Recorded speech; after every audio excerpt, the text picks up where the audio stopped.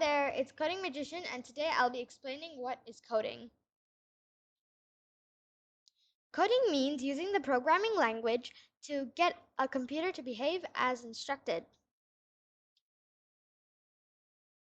Coding is important to learn because it teaches children to have self-confidence and to be creative.